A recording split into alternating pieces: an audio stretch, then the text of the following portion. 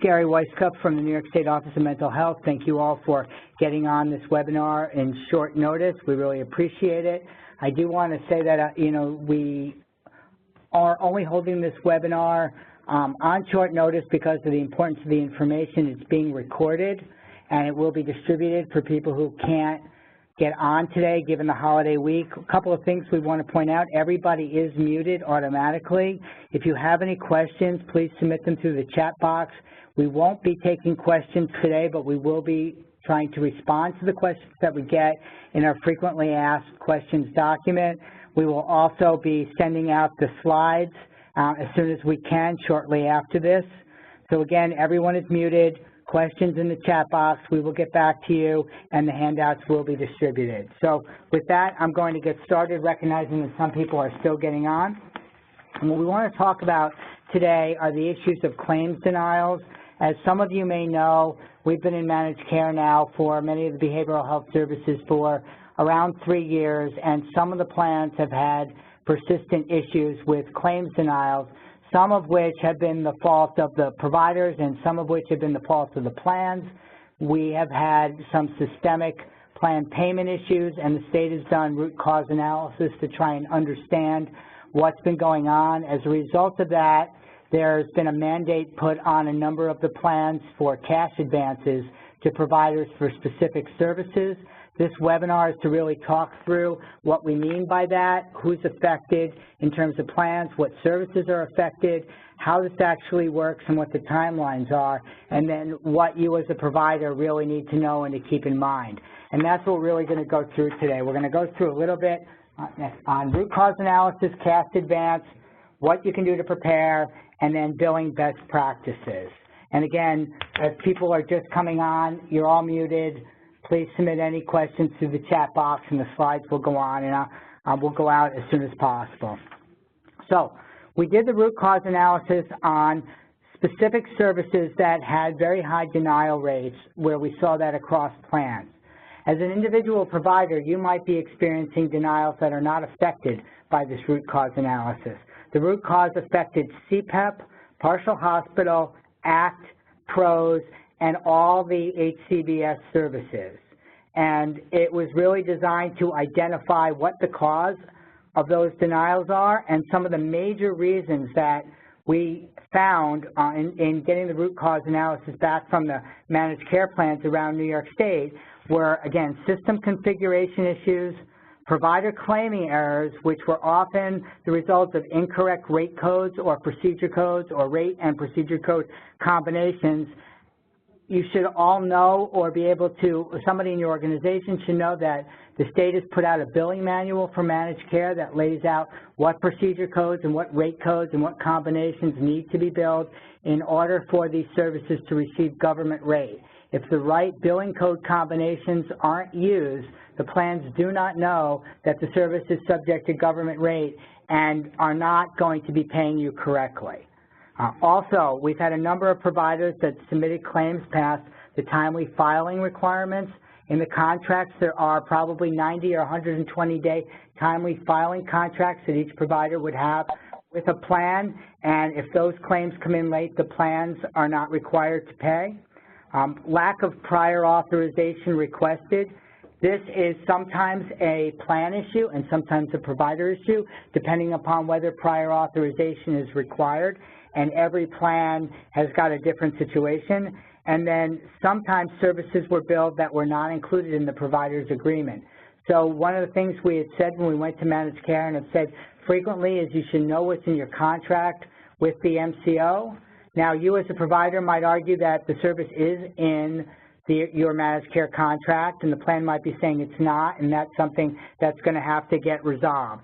But those were some of the major areas of causes for denials. So if we move on to the next slide. So I'm going to cover now what we've told the plans that they're required to do. New York State directed several MCOs, not all MCOs, but several MCOs, that they needed to resolve outstanding claiming issues with providers within 60 days of receiving the note. And I'm going to go through what that actually means. So within 60 days, the MCOs and providers must mutually agree upon the total amount of inappropriately denied claims to date and pay that amount. That doesn't mean the plan tells the provider you had 10 inappropriately denied claims, the provider thinks they had 40 inappropriately denied claims, and the plan pays them for 10. We're hoping that the plans and the providers can come together and mutually resolve whatever is outstanding, the payments can be made, and then nothing more would need to be done. If the plan systems work and the provider is paid, the plan is not required to do anything. However, if the provider does not agree that there has been a mutually agreed upon resolution, and the provider doesn't agree with the amount that the plan was going to pay or the number of claims affected, the plan is required to do two things. One is a retroactive cash advance. That means the MCO must offer each provider a one-time retroactive cash advance for 13 months, which going back to the beginning of the root cause time frame, and I'll get into that a little more, for the 13-month period of time since the root cause analysis began, they have to offer 13 months worth of the average amount of denied claims, inappropriately denied claims. So if they denied a claim because it was a duplicate claim, you submitted 2 or 3 or 4 claims for the same service, they don't have to pay for the duplicate claims. But all the other ones that there's disagreement on, the plan has to give a cash advance. That's retroactive.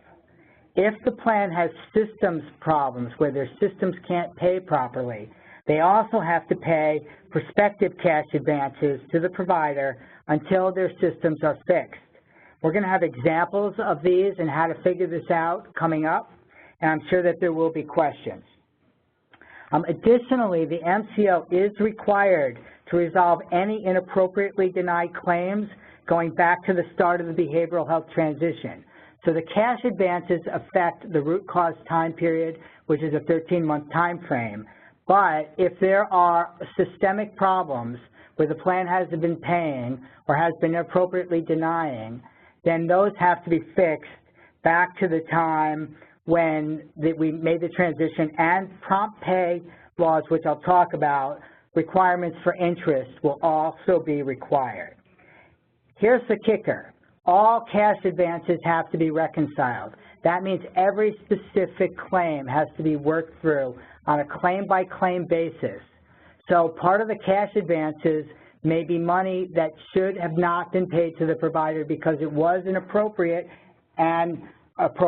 denial of service. It was not wrong for the plan to deny a particular claim or several claims. So that means that the provider really has to know what they believe to be the correct amount of claims. It can't just say everything needs to be paid. There's really work that has to be done on the provider side to say, if you owe me, if I tell a plan they owe me 100 claims, that I've actually done some work to know that these were legitimate services that I delivered. Because when you get that cash advance, you will have to manage that money, and it is possible that some of that money will have to be returned back to the plan if it turns out that it was an appropriate denial of care, of service payment. All right, we're moving on to slide 5.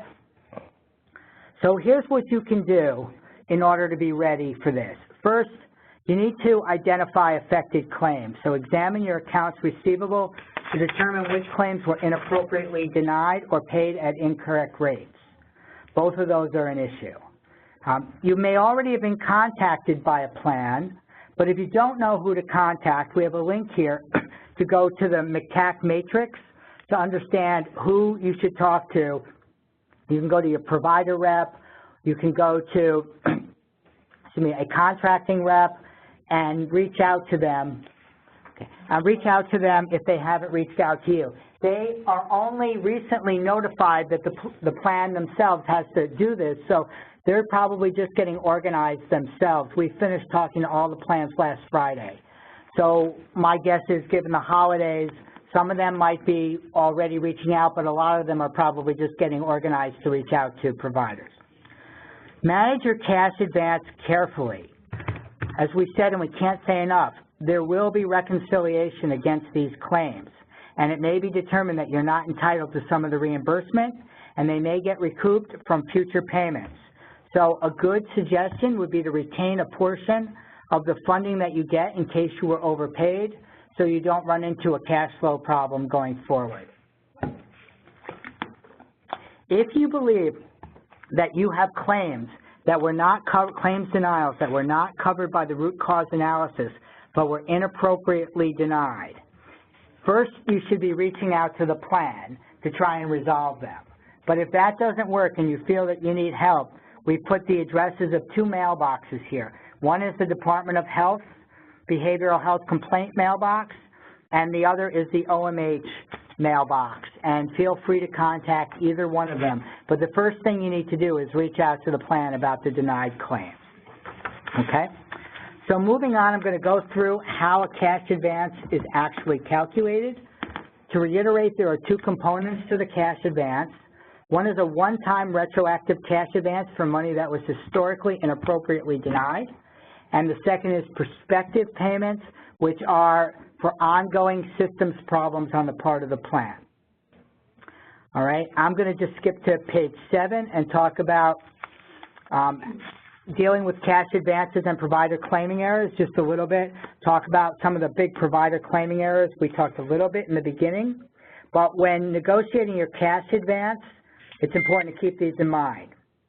So if the MCO and provider agree on the number of denied claims, is what we said, due to provider claiming error. So this is not plan claiming error, this is provider claiming error. The provider did something wrong. We have told the plans that they need to have a process for allowing you to resubmit the claim correctly. Now, if you've never submitted the claim and you're past the timely filing, you're probably out of luck. They may be willing to drop timely filing submissions, and there are federal 2-year timely filing deadlines, but if you never submitted the claim, that's really going to be up to the plan. If you submitted it but there was a claiming problem, we told the plans that they need a process to allow you to resubmit and to provide technical assistance on how you should be submitting it correctly if there's a provider error. But no cash advance is needed in that case. This was a provider error, but you will have an opportunity to resubmit.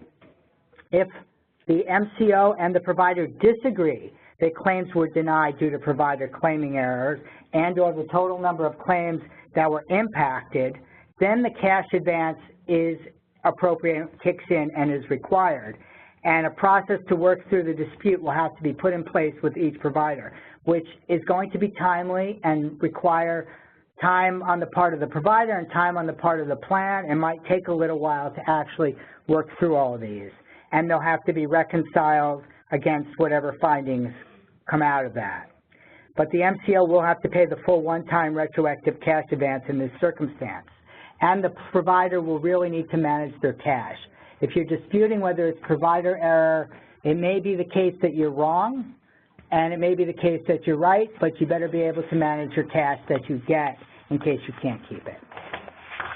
So now we're going to go through on slide 9 some examples of how this is actually calculated. Actually, let's go to slide 9. And this is a single service provider. So in this example, it's an ACT provider that only has ACT as a service covered by Medicaid managed care. They're contracted with a managed care plan that uses a behavioral health benefit manager, and the services were inappropriately denied due to several issues, including systems configuration.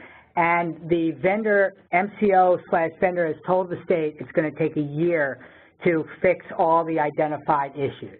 This is an example. It might take less than a year. In your case, whoever you're dealing with, maybe it's 3 months, maybe it's 6 months, maybe it's fixed instantaneously. But for the purposes of illustrating the calculation, in this hypothetical case, the vendor has told the state it'll take a year. So we go to the next slide, slide 10. We're going to run through a calculation. So the ACT service provider, as this is the only service under the plan's contract, they bill $50,000 a month for ACT services. Over the last 3 years, an average of 50% of the ACT claims were inappropriately denied, or at least in the provider's eyes, they were inappropriately denied, resulting in a loss of $25,000 per month, okay?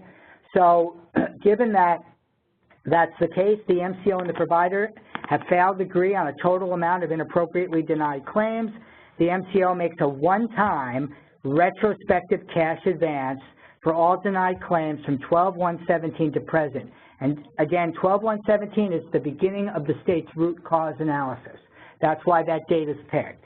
They're still responsible for fixing any inappropriately denied claims going back to the beginning of the transition into behavioral health into managed care, but that doesn't affect the amount of the cash payment. Cash payment is for the root cause time frame. So in this scenario, the one-time retrospective cash advance from the MCO to the ACT provider is $325,000, which is equal to 13 months. That's back to December 1st, 17, 13 months worth of denials at $25,000 per month, okay? That's how that is calculated. However, because the plan told the state that it's going to take a year to fix their problems, they have to make prospective payments. And those prospective payments are that same $25,000, the average amount denied per month, paid out on a monthly basis until the issue is fixed. So if it takes 12 months, it's 12 months times $25,000 until the system's problems are resolved. And if it actually took only 1 month, it would be $25,000 in total of a prospective cash advance. So hopefully that's clear to you on how that's calculated. The methodology is the same whether or not we have multiple services, and I'm going to go through a multiple service example. But here's something that's important to keep in mind. If it's a plan system error, New York State law requires 2% interest per month that the claim is late if it was a cleanly submitted claim. And the plans are required to pay the interest on inappropriately denied claims, clean claims, for the amount of time until that claim is paid properly. So that is going to have to be paid as well, and depending upon the claim and how long it's been will affect the amount of interest. And reconciling that may turn out to be a little bit challenging for providers, but it's really important for you to have a very clear list of all of your claims, how long it's been since they were submitted, and when you actually get paid, so that you can calculate how much interest you think that you are owed. And if you don't get it from the plan, then you can let the state know. The Department of Financial Services has a site and a way of submitting for, for prompt payment violations, and I believe we have information on that in this presentation. So moving on to slide 11 is multiple service providers. So in this case, this is a service provider that provides CPEP, behavioral health, home and community-based services, clinic services, and PROS. They have a high percentage of MCO denials in all of the services. However, clinic is not affected by root cause analysis, and their clinic wasn't really affected by a lot of denials. So in this particular example, the services and all the cash payments are going to be related to PROS, HCBS, and CPEP. So let's go through how this would actually be calculated. The provider bills $20,000 a month for PROS since October 2015. It's an average. $5,000 an average for behavioral health HCBS since January of 16, when these services went into effect in New York City. $100,000 for CPEP since October of 2015 is a total average monthly bill of $125,000. However, the denials for each of these services are different.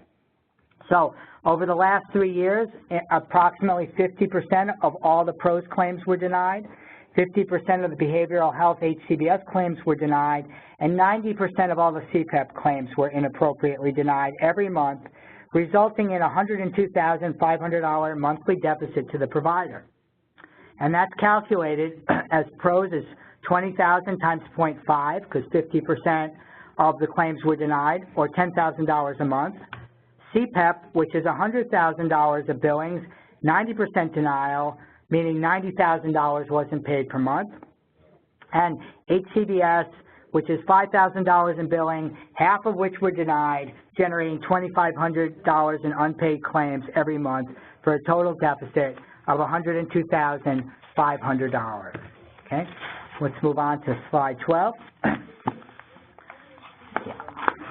So in this case, a one-time retrospective cash advance must be made by the provider if the provider and the plan fail to agree on the amount of inappropriately denied claims and that resolution gets made within the 60-day time period. If that doesn't happen, then the cash advances kick in. One-time retrospective cash advance in this particular scenario is $1,332,500, which is equal to 13 months worth of denial, valued at $102,500 per month, and we went through on the previous slide that we got there.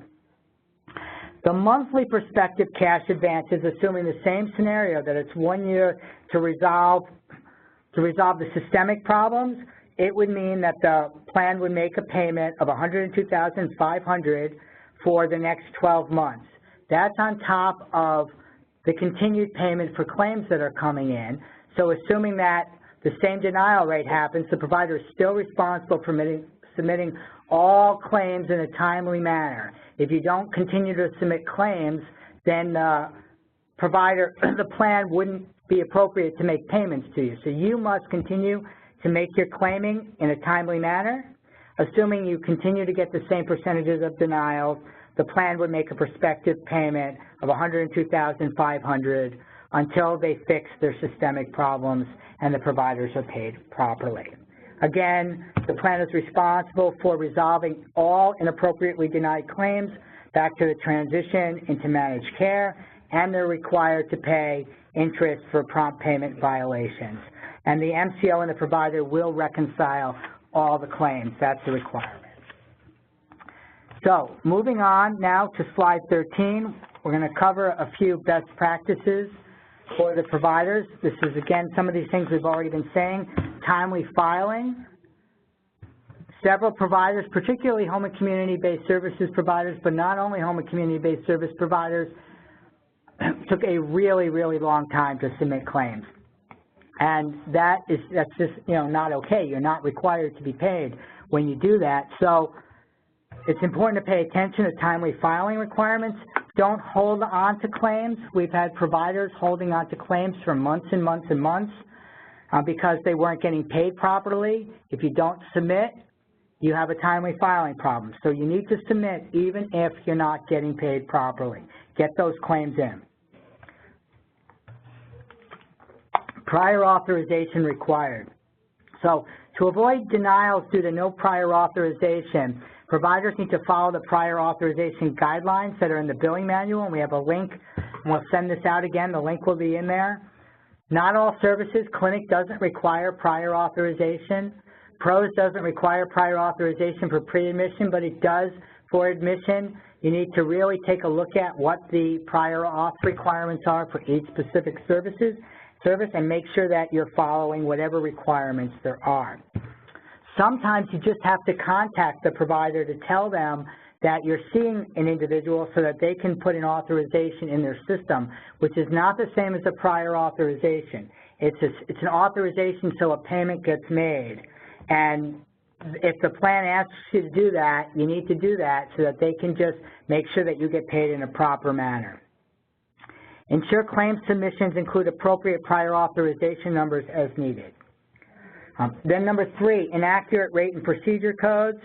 If you have the accurate rates and procedure codes, the plan should be able to pay you properly. But if you're using procedure codes that are not listed in the billing manual, you will not get government rate payments for those ambulatory services, and it's not clear that you'll even get a payment at all from the plan because they've been told to program their systems to pay according to the billing manual that the state has put out for mental health services.